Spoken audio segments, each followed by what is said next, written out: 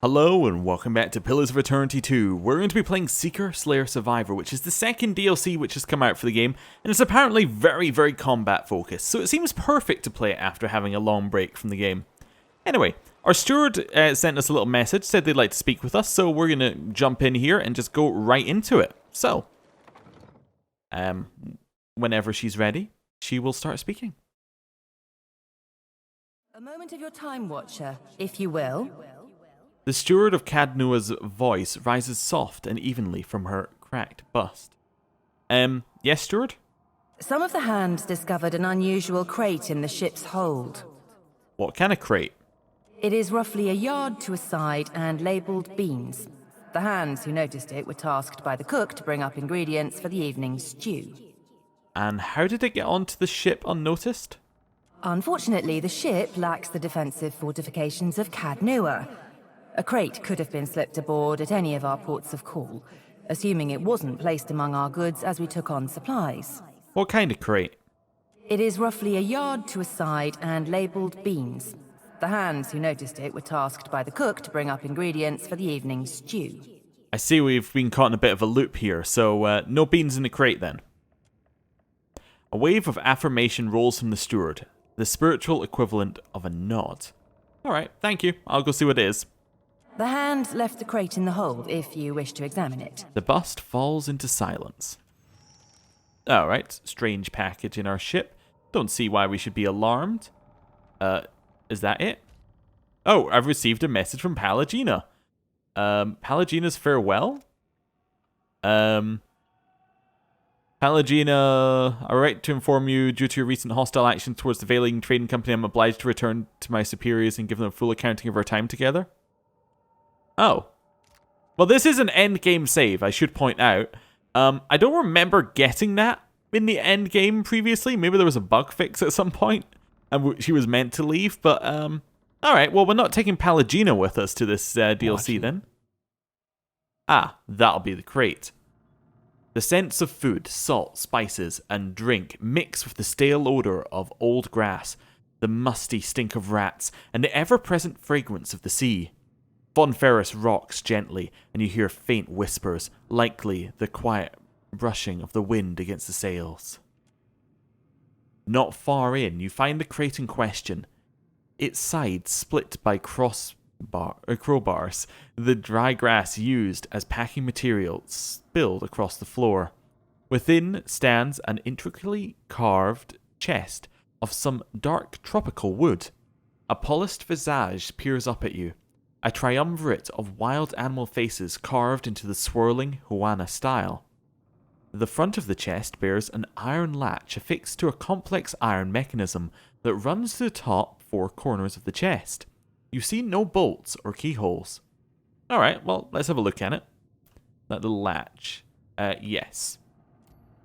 The clever mechanisms ensure the box remains tightly sealed. There is no lock and no trap. You should be able to open it safely. Well, I mean, we haven't really got any religion ability, but let's have a look, see whether we can make out the markings with our one religion. The three animals seem to be a spider, a stalgar, and boar. You don't know if they have any greater significance. Okay, I think a stalgar... Was that the thing that your companion in the first game turned into? I think that sounds familiar. A kind of tiger-like creature, I think? That would make sense. If that's the spider, that's the tiger-like creature, then that's the boar. Yeah, okay. Zoti's nose wrinkles at the image. I reckon this might be a Huana hunting god, like Gallowayne, but not exactly. Ah, perfect. So that does mean it's the same one as in the first game, because there was definitely a Gallowayne connection there. Okay, I'm going to open the chest. You turn the latch to the right, and a series of metal arms shifts with it. The clasp holding the top of the chest comes free, and you easily lift the lid. Lying within, cradled by dry grass, is an Amawan head, the molted flesh of its neck raggedly cut free from the rest of its body. Wherever that might be. Wasn't really what I was expecting, but okay. Zoti peers down on the grim cargo.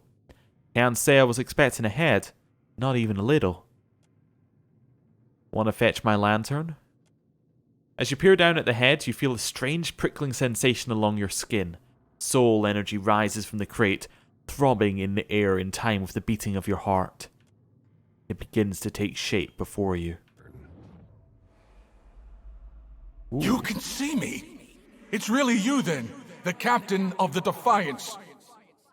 Well, yes, it's the Fon Ferris, but yes. Oh, this is fantastic! How satisfying it is to know one did not give one's life in vain. I come from the island of Kazuwari, and we need your aid. What kind of aid do you need? Kazuwari is an island where the most skillful hunters, the most hardened explorers, the deadliest warriors, all gather to earn Tuamawai's favor. Tuamawai? Worshipped primarily by a small subset of animalist Omawa native to the Deadfire, Tuamawai, sometimes called the Faces of the Hunt, is generally been generally conflated with Galawain by travelers from outside the archipelago. Okay. But Humaire, the island's caretaker, says the essence that sustains the island has sickened. Curdled, she called it. The animals, the trees, they all churn with anger and fear. Okay, so what kind of things can we ask him? So that's if you're a druid or you're into metaphysics, you can kind of ask him a little bit more about what he's meaning. I'm guessing with curdled. And then religion would let you play the Galawain angle. Okay. Who is Tuamawai?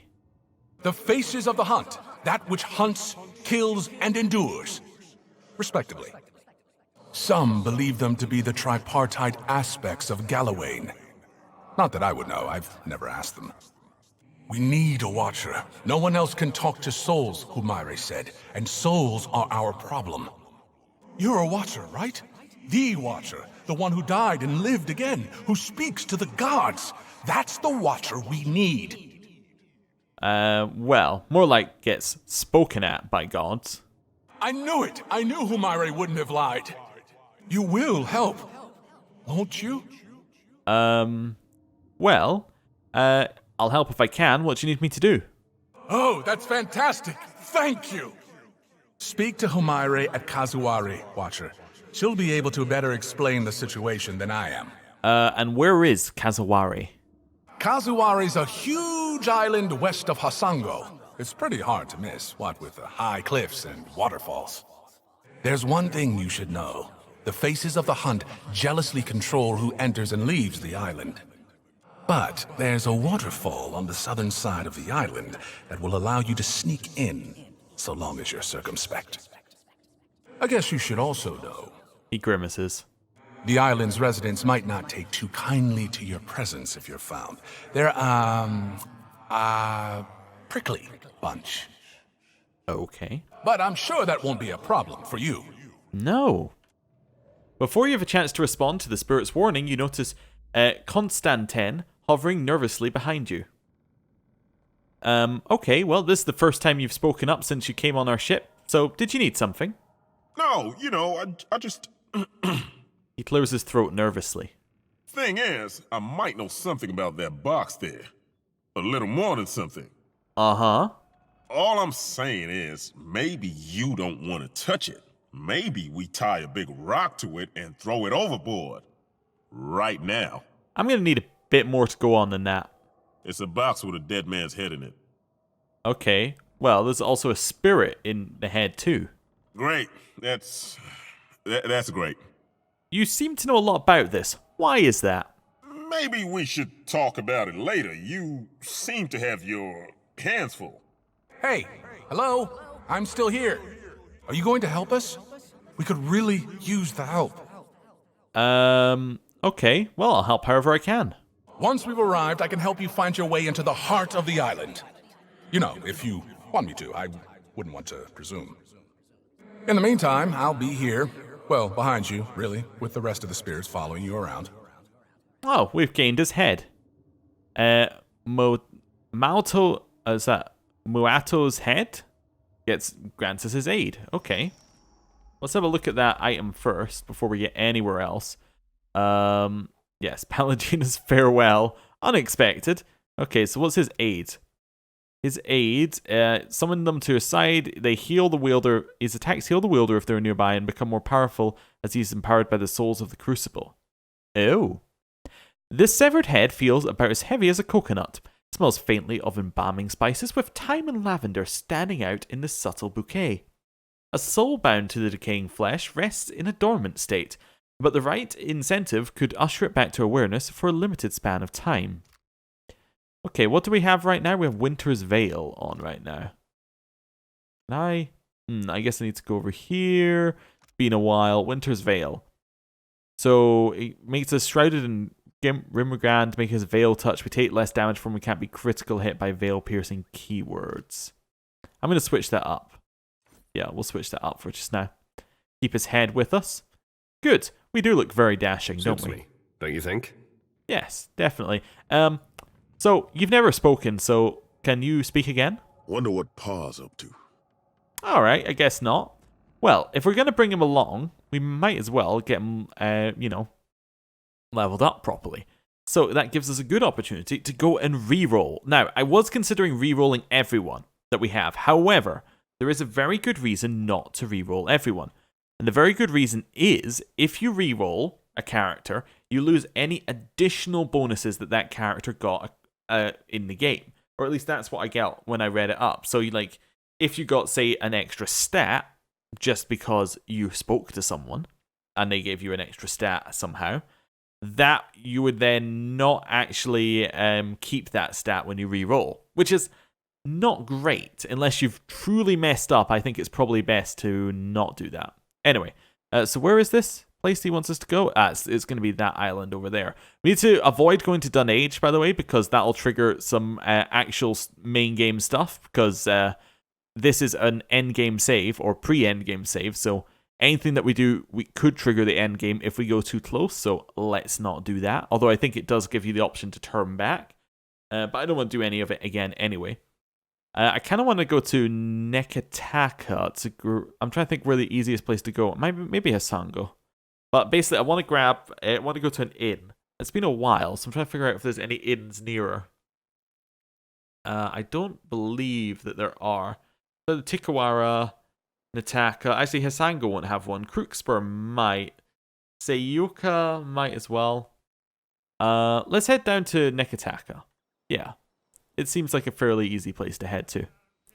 Right. And we'll just speed along here.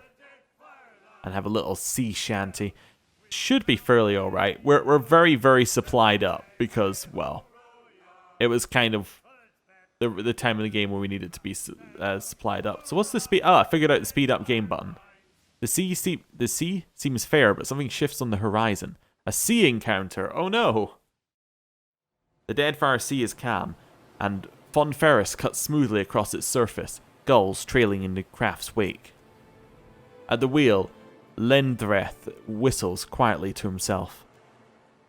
Bedul and Oswald stand near the starboard rail, quietly discussing the safest course to your destination. Near the bow, Adolf scowls at the horizon. Fon Ferris creaks as it crosses the waves. Let's approach the rail. The breeze tugs at your clothes as the salt-laced air shifts. Adolf mutters quietly, "Wind's changing. Feels ill." A long grey line stretches across the horizon. It seems to shimmer like the air on a hot day. Bedul's nose wrinkles as the sailor stares into the distance. "No storm, Nat. Too low and growing too fast."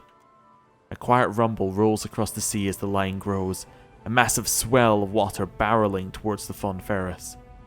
Okay, so we can get our helmsman to try and go straight over the wave or keep an angle, or we go below deck. You know what? Go straight over that wave. Lendreth points the bowsprit directly into the wave. The deck rises before you, water rushing past to either side as the ship ascends. You experience a moment of weightlessness before Fon Ferris pitches forward and plunges down the far side of the wave. The helmsman howls, though you're not sure whether in excitement or terror. We gain some experience. The swell moves past, leaving the sea heaving in its wake. As Fon Ferris steadies, you regain your feet and take stock of the damage. Lendreth clings to the wheel, like it might try to fly away. What in the good God's name was that? Oswald frowns out across the calming sea. Came from the southeastern Deadfire, Captain.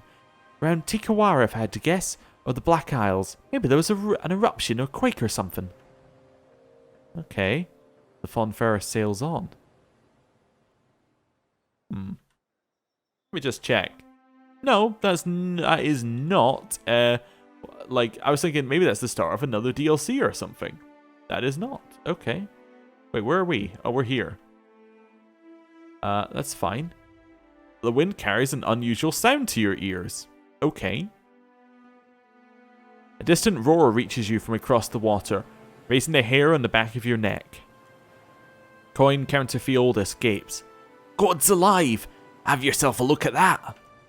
Squinting slightly towards the sky, Idolf smirks. Leandrith thrusts a finger into the air. It's a goddamn dragon! A massive winged reptile sweeps over the Fonferris, throwing the deck into shadow and setting the sails to billow and snap. Look alive or look dead, lads and lasses, Beardole barks. Furl the sail, ready the powder for wetting. The dragon banks in the distance, cutting a line across the horizon, and you can just make out the figure of a rider on its back. Okay, I didn't sign myself up for a dragon rider, to be fair here.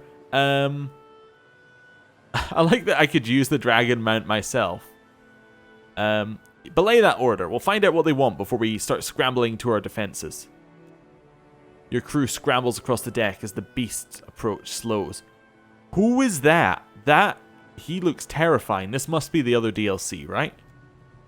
Or it's like a mini DLC that adds a character? I'm not sure. Anyway, the dragon stops above Fonferris, the wind from its wings buffeting you as its rider peers down imperiously. She dismounts, slipping from the dragon's back and into thin air. Yeah, I have no idea what this is. We've gone into a terror here.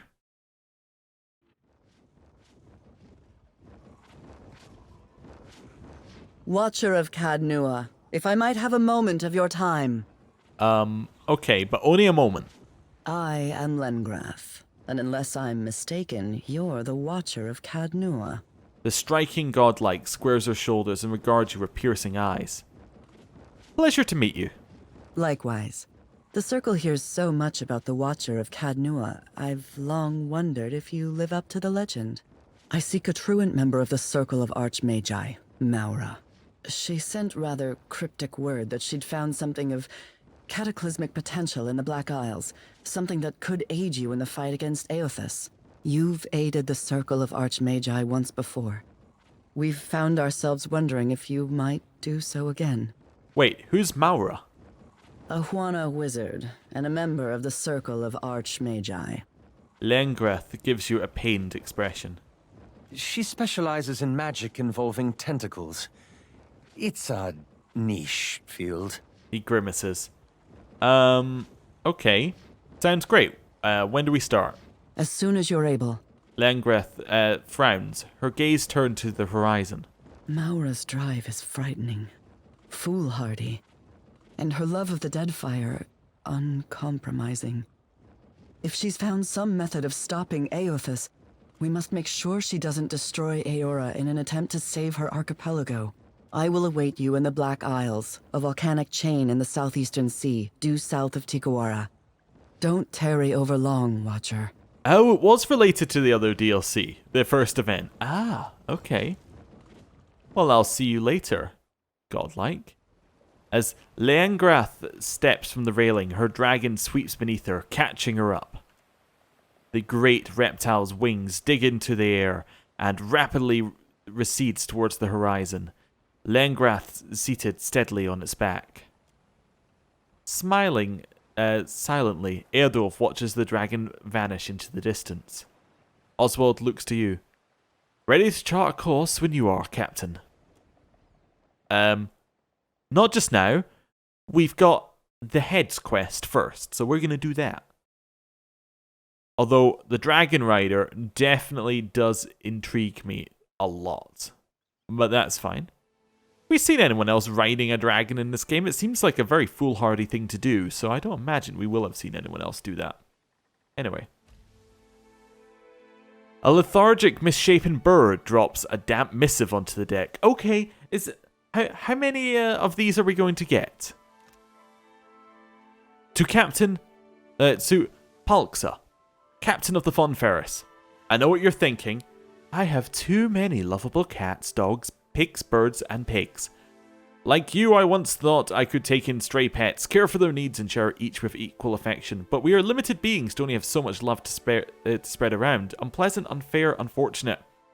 That's why I took it upon myself to optimize affection and curtail my creature care. I bring to you the Critter Cleaver.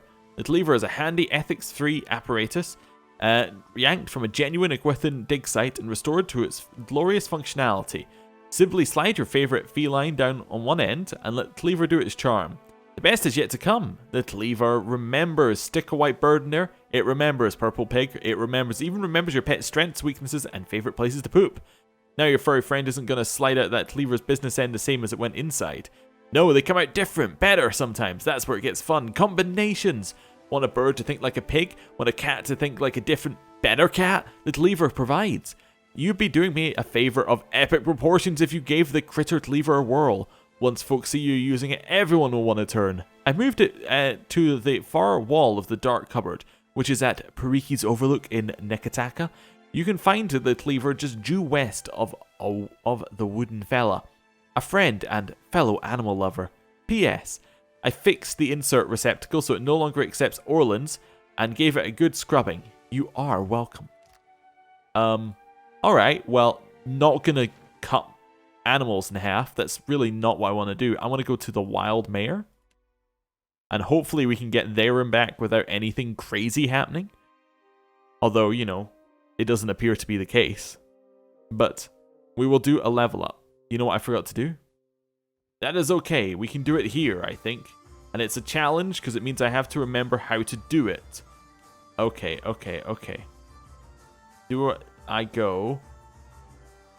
I can do it at the Innkeeper. The Innkeeper can do it. Oh, Palagina was in my party, I think. Or are you only allowed a party of 5 in this game? I thought you were allowed a party of 6. No. What can I do for you? Maybe I'm thinking, oh, Pathfinder. You see anything you like? Right. Can I switch my part? That was what I was looking for. Yeah, you're only allowed 5. Okay, interesting. Who am I going to take to this place? I'm going to take Zoti, because she's spoken. Edir, I think we always took pretty much. Kehu and a lot. I guess I'm going to take Constantin, who is a chanter. Okay, I'm going to accept it.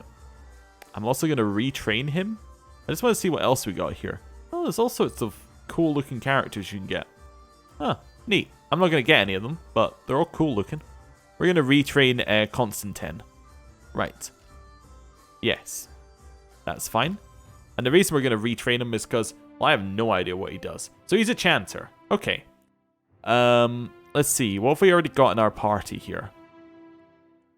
So what are we missing? Stealth-wise, we have us. That's fine. But we could use stealth, potentially. You only really need 1 for each of these.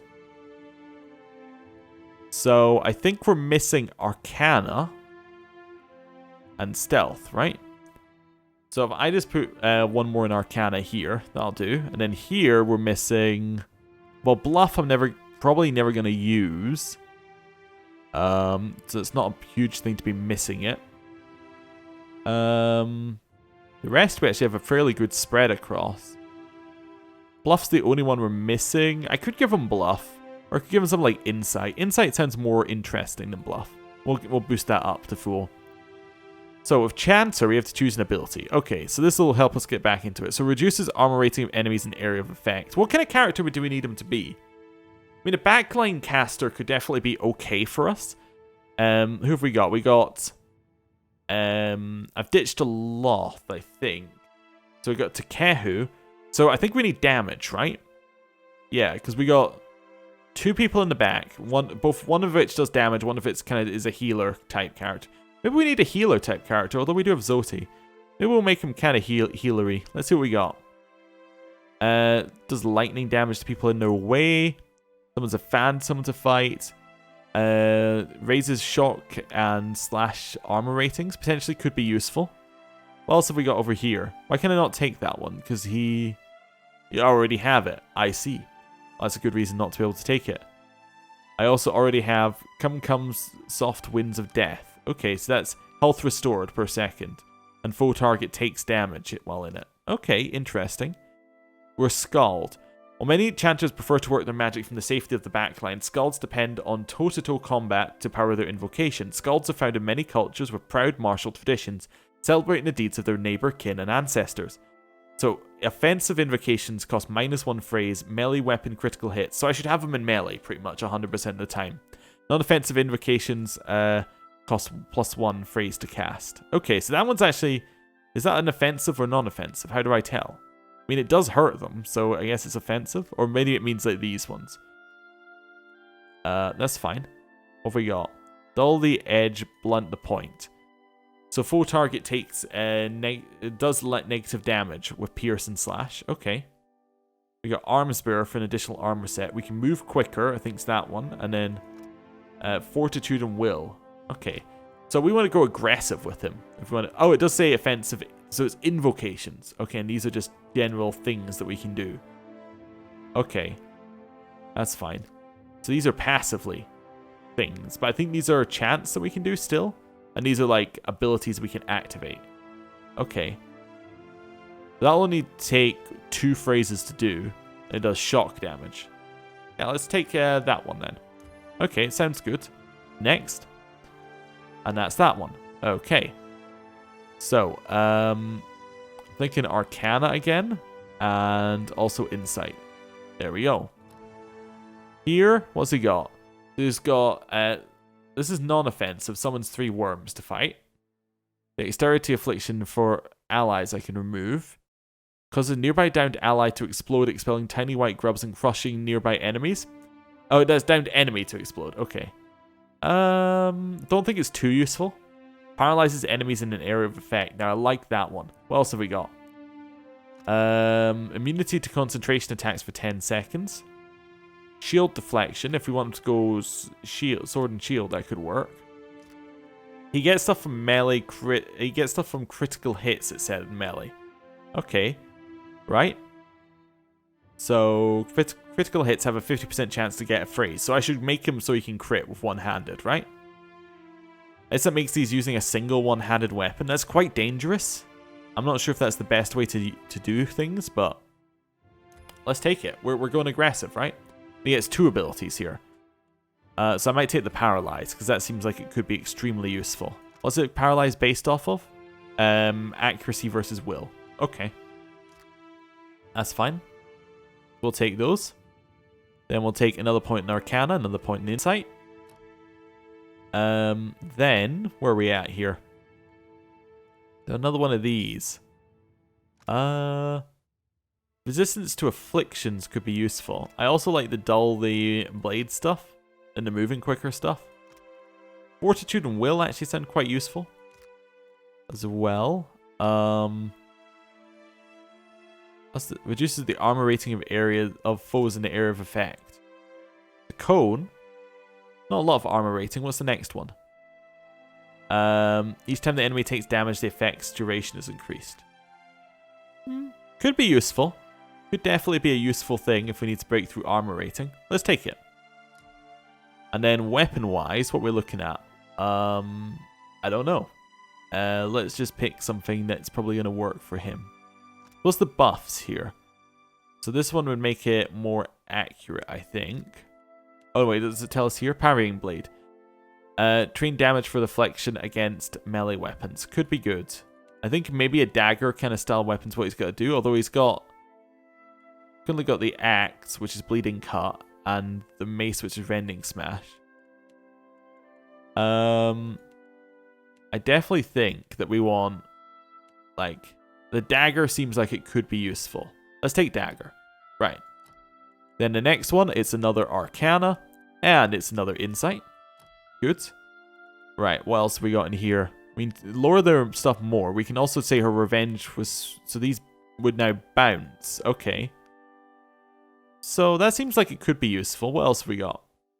Causes all enemies in the area of effect to be frightened, and the next level after that is applies the penalty to all defenses. Ooh. Doesn't say how big the penalty... Oh, there it is. Yeah, 10. Okay, that's okay. This one, this is 2 will-o-wisps to fight for us. Next level is like more will-o-wisps, more powerful. Okay. And then this one gives... It restores health and grants immunity to resolve afflictions to the allies it touches. Okay. Seems like it could be useful, even if I don't really want to go that way. What else have we got? Ancient Memory. 1 health restored per 1 second for 10 seconds. As allies within range, and that could definitely be useful. Let's decrease reload time and recovery speed for ranged weapons for all nearby allies. Oh, that's also useful. I'm going to take that one. I'm also going to take the Chain Lightning. Go for that. Right, next. Same stuff again. We'll take those 2. Here, I'm not entirely sure what we want to take. I think that could be useful. This one could also be useful. Maybe I'll just take, I'll just focus on making what he does good. Oh, I think I clicked back instead of next. Oh, I clicked there. I see. That's fine. We'll give him Arcana. We'll give him Insight. This one, what's he got? Summon some ogres to fight for the party. Non-offensive. Revives allies with health. Could be useful. Isn't a cone though, which isn't the best. Charms enemies, and then this one, the enemies deal more damage while charmed. Now that is interesting. I like it a lot. We then have this one. Foes become frightened when that ends. Interesting. Gives allies buffs. Don't need to worry too much about it. Does damage as burn damage. Weakens enemies. Friendly aura for deflection, plus enemies engaged as well. Okay, that could be useful. What have we got here? Okay, while casting targeted area effects, give the ability to increase or decrease the size of the area at the cost or benefit of power level. Ooh, okay. And then tumbling. I like that one. Definitely like this one. Giving us the deflection enemies engaged. I also... Ooh, we could take this one. Gain accuracy bonus to this stun attack. I like the charm. I think it could be very, very useful. Yeah. It can help give us a little bit of an edge in combat as well. What I should mention while I'm doing this is that I did look at the turn-based mode. The reason why we're not playing in turn-based right now is because it takes 50 hours to get back to this point. Because you have to play through the entire game again. Although it'll probably take like 100 hours to get back to this point. So it's a lot of gameplay to get back here. Because you have to start a new game, basically. So, yeah, it's unfortunate, but there we go. This is a guaranteed frightened if it paralyzes? Oh, no, it's still accuracy versus will. Okay. I like it, though. It's potentially good. Although them running away can be difficult. I'm going to take the crush bonus. Yeah. Make it a little bit better. Here, I'll just see if we have anything else. Stiletto? No, there's none that give us more defenses, are there? What's this one called? Parrying Blade. I don't see any other parrying blades. That's fine. Let's just pick one and give them it. We probably don't have the weapons anyway. That's fine. I could have checked what weapons we had, decided what weapons he's going to take, but we'll do this instead. That's fine. I like that when the charm they do more damage. That's great. The next one is summons a drake down from the sky. It's a lot of phrases to get that out, but it could be good. Empowers allies in the air effect with quick and insightful inspirations. Okay. Attacks enemies in several directions with freezing ice. Don't like the several directions attacks. That's fine. Chance to avoid any attack to convert some hits to critical hits. Now that one sounds very useful for what we're trying to do with them. Resistance to dexterity and might. Okay, afflictions. Rapid casting. Tough is nice as well for the extra health. 10-point all damage shield for 10 seconds. A shield is interesting. Don't usually get shields. And a dragon thrashed. This is full target, random effect, gets burn damage. Okay. Oh, to all enemies in the area of effect. Ooh, okay. I'm going to take that one. I think we're probably going to take tough as well at some point, but I might take the shield. The shield, how much is it? It's 10-point shield. Uncanny luck is also good. We'll take uncanny luck. That's fine. I think this one's one where we're going to take more passives on this row. I'm going to take the health there. That's fine. 11th level. We will take the same stuff again. Right. Here, we're looking at what Raunaka found down in the deep. That summons a swamp spore. Okay. We can get the energized inspiration. Was energized? Might, penetration, and attacks interrupt on crit. Now that's interesting because that's self-casting. So it could be good. We can do freeze and crush damage that slows movement. That's a lot of damage. Okay. Plus 25% of the damage is crush. That is very good. Okay, what else have we got? Resistance to intellect stuff. Damage dealt returned as healing. Ooh. Okay, I like that. Improved critical. That's damage done by critical. I'm not worried about the damage. That's not why we took critical. Okay. I think I'm going to take that one. And I'm also going to take... I think I'm going to take the Whirlwind as well. That's fine. Hopefully we do get to be a 20th level character with this guy. Otherwise, this is a whole lot of wasted time, but that's okay. The energized one sounds interesting. I also like the ability to... This one kind of suggests that it might help us against ones that are... no, it doesn't. Okay. I was just thinking... This make us resist the charm effects. Is that intellect stuff? Oh no, these afflictions can be countered by an intellect. Oh, there we go. Charmed, yes. So that is what I want. I want the ability to be immune to charmed if I need it. Right, here. We'll just pick another one like sword. Sure. Sounds good. We'll probably have a sword he can use. Next one. Although some of our stuff went with Pallegina. Ancient weapons to attack the foes. Okay. Unleash an attack that deals raw damage to foes in an area. Those near death can explode, dealing corrode damage to adjacent enemies. That's a nice one. Raw damage is always okay.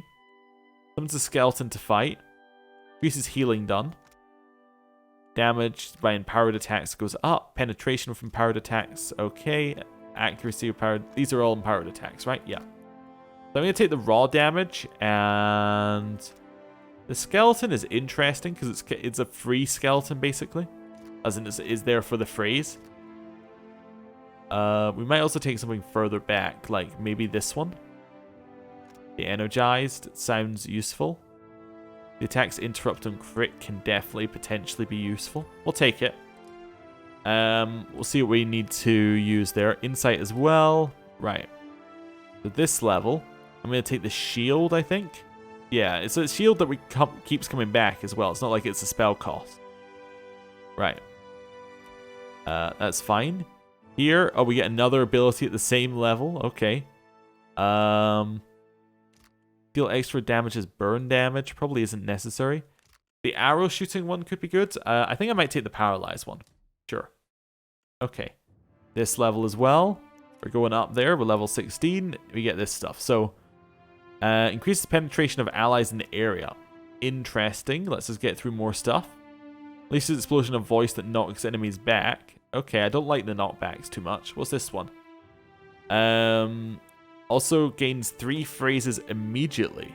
Oh, now that could make that very worthwhile. And this one will now bounce many more times. Again, very good.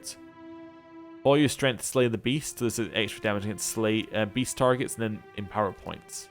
Okay. I'm going to take those two. They seem like really good upgrades. And we'll just take another weapon proficiency. That's fine. Not really worried about which one we take. Here. Don't know where we want to go with this one. This seems good. The knocked one. Is there anything else that we could take back here in terms of other stuff though? Like will defense seems useful if we're going to use him to defend against will attacks. We want him to not be taken. I might also just take some other defenses. If we're going to have him in melee range, he might just need it. So maybe concentration. That could be useful. Yeah, it prevents us from being interrupted. Yeah. We'll take one of those. Because we're going to be in melee range, there's a chance we get interrupted. Sounds good. Then at 20th level, allies in explosion are healed and gain attack speed. I don't even need to look. That seems good. An adult dragon definitely could be good. Restores some pool power resource for all allies in the area. Ooh. Get more resources. Now that's something you don't see a lot. Allies gain penetration for being nearby, and all power levels of abilities go up. So I think I'm going to take that one because it could be very potentially useful. I don't know. We'll take it anyway. This one, I do like the extra penetration for nearby allies. I also like the increased power levels. We'll take the increased power levels. And then take, like, I don't know, that weapon. Sure. And we're leveled up. We have a level 20 character. Okay. So now we need to equip them with stuff. And that takes a little bit longer for an enchanter, but that's fine. So there's a two-handed S-Dog. I think we got Pallegina's stuff back, maybe? Anyway. Let's just put on some stuff. So, where can I sort it? Weapons. We'll just give them a weapon, right? And then we'll say any other weapon has to be compared with that weapon, right? So, I'm only really looking for one-handed. Can I do that? Can I go one-handed? Okay, I can. Okay. So this this spear does more damage, has less accuracy, so we want it to have the higher accuracy one. Accuracy of ranged weapons goes up, isn't too useful.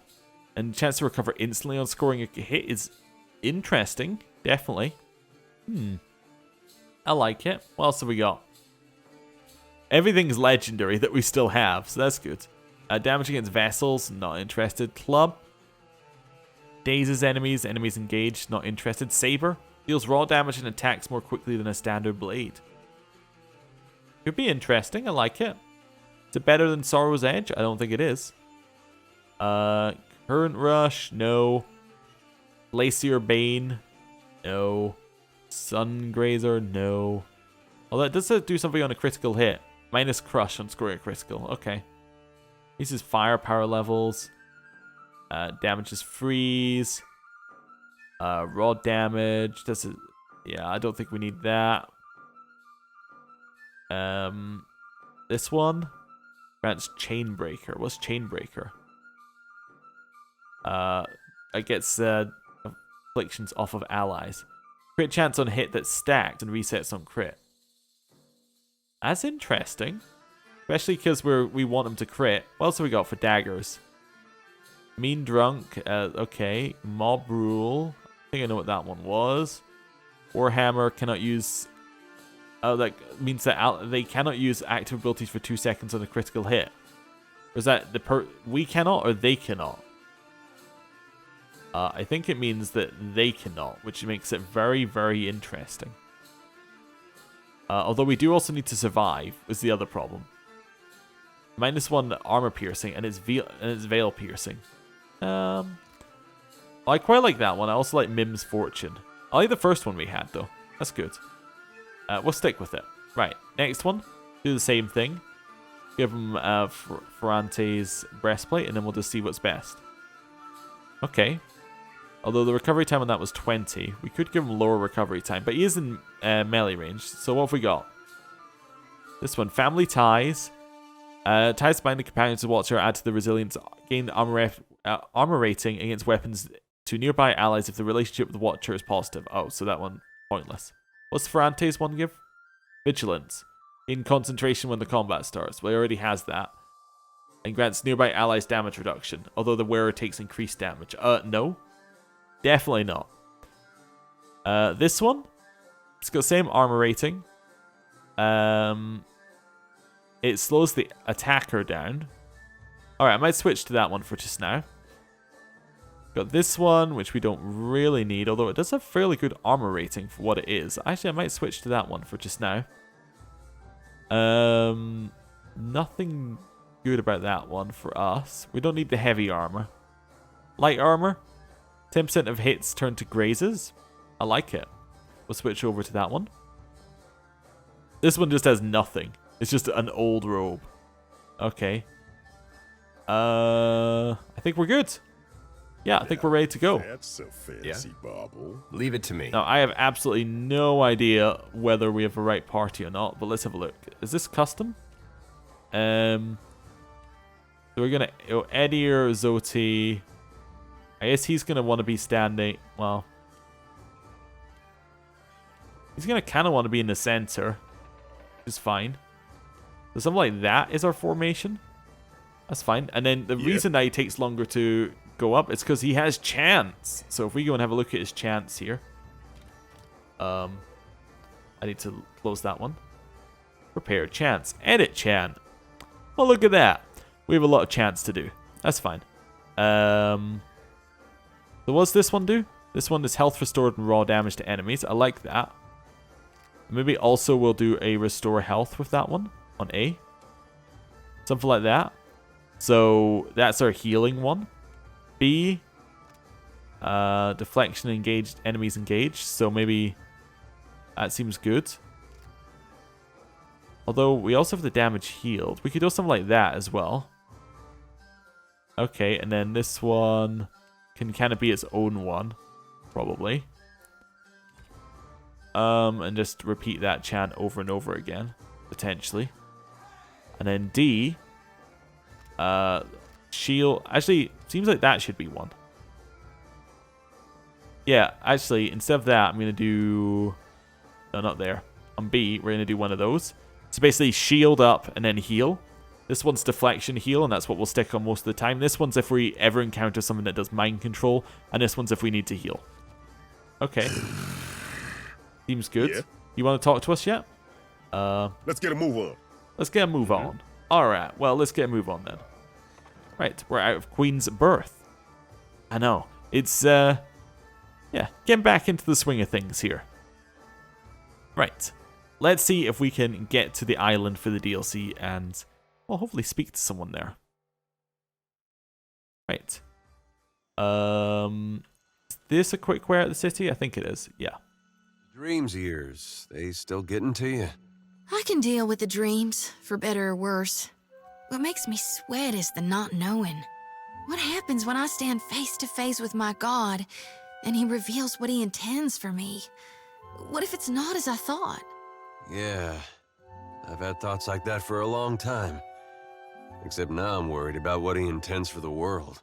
Whatever it might be, at least we'll face it together. Yeah, well, that's a positive message. Right, we're going to leave by foot, although we should supply probably. That looks like we're good, actually. We're going to leave by sea. That's what I meant. Yes, leaving by foot is not going to get us where we need to go. Right. So now we've got our dwarf friend all leveled up, who we've never spoken to really before, but is now integral to the DLC. By the way, just pointing out, if we go in here, he's the only companion it recommends. So, you know, take of that what you will. And I assume that is here, right? Because he said it's west of Hasango. Big island, can't miss it. And we haven't been there. So, that would kind of imply, given we went everywhere, that that's new. That's fine. We're not using that much stuff. We are using more water than we are rice. I should have bought like double the amount of water and not double the amount of food. I don't know why I did that, but anyway. Whatever. Although I'm looking at the addition. Oh, the cook minuses it by 40%. I see. Okay, but it must round that up, I guess. Cool. Now we're over here. We have all sorts of stuff. This is where you land, I guess. The sea billows beneath your vessel. You stumble to the side, grabbing the rail to keep from falling as the Fon Ferris rocks hard to port. Beardil returns to his feet, examining his fingers and wincing. God's alive, Lendreth! What in Andra's holy name do you think you're doing up there? It weren't my fault, you sodden bilge rat, Lendreth spits back. The helmsman turns to you. Felt like something went under the ship, Captain. Chapuk gestures wildly to starboard. Captain, The hand stumbles back from the deck. Either I need to be giving up drink for good, or there's a goddamn colossal monster down there. Beneath the surface of the water, make out a long, sinuous form. No mere fish, the creature swims with 2 pairs of legs and a long, thin tail.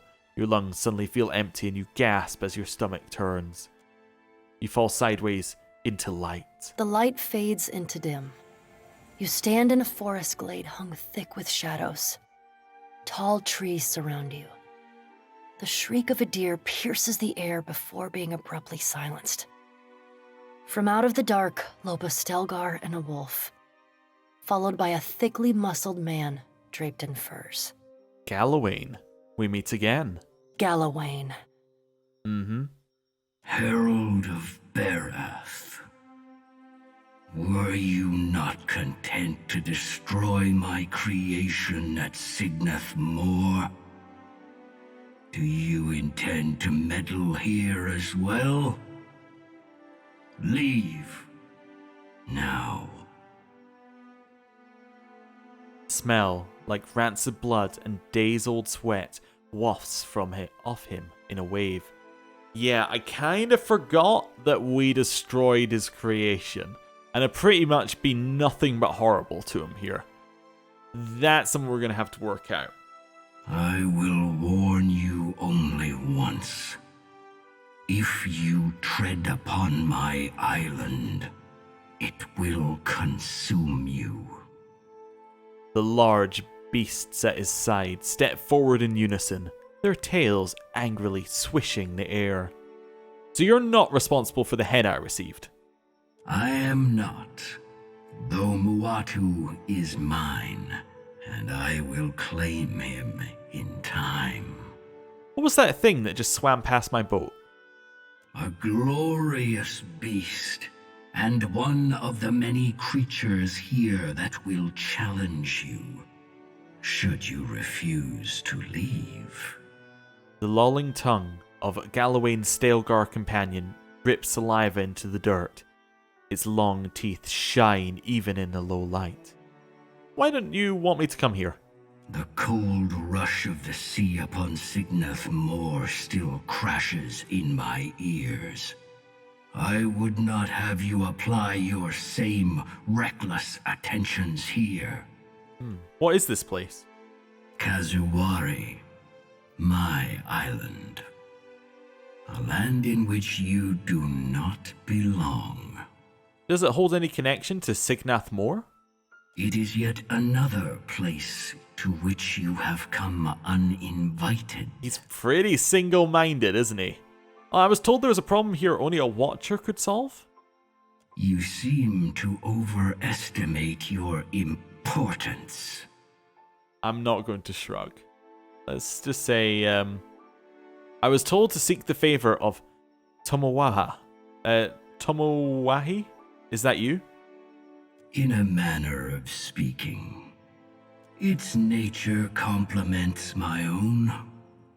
So I have occasionally acted in its name when the Kith here needed a familiar face to lead their pack. I don't take orders from you. Consider it a strongly worded suggestion with consequences attached. I do not care to explain to Berath why their favored Watcher was torn to ribbons by my beasts. After all the trials I've overcome, you think your threats will frighten me? I am not Remergand. I do not delight in Kith's fears, only in their strength and cunning, nor is my aim to frighten you. Think of this as my due diligence, then, done on Berath's behalf. Okay. Well, noted. I have warned you. May aught that follows be on your head. With a sound like a thunderclap and a bright burst like lightning, the forest disappears, and you are thrust back into your body. You blink against the fading flash, When you can see again, you find your hands bloodless and aching, gripping the railing of your ship. Your eyes trace the giant lizard's path towards the nearby island. It seems to be swimming north, away from the waterfall. You lose sight of the beast as it plunges into the depths. Moatu's voice seems a mere whisper after the power of her gods. I felt such rage from that beast, hunger too, and beneath all of it, I think, fear. Galawain seems pretty unhappy with more than just my presence here. The Lord of the Hunt sent that beast. Moatu's words rise in pitch and volume. Everyone in Kazawara could be in danger. You have to help them, please, Watcher. His voice echoes at the edge of your perception as your focus returns to the deck of the Fon Ferris. The crew, eyes wide, stare at you. Well. Calm down, everyone. Whatever it was, it's gone. Imeni frowns. Don't mean it won't come back, the mariner mumbles. We got some morale back, but the Fon Ferris rocks gently. The large landmass beckons. We have landed, and here we will end the episode. Thank you for watching. As this is the first episode of a new series, in a way, it's the first episode of the DLC, I would appreciate it if you'd leave a like, a comment, or any kind of stuff. Subscribe if you feel like it, because it really helps with the channel growing, it helps with the series growing, and it just makes me feel better in general. So, thank you for watching, and I will see you next time. Goodbye.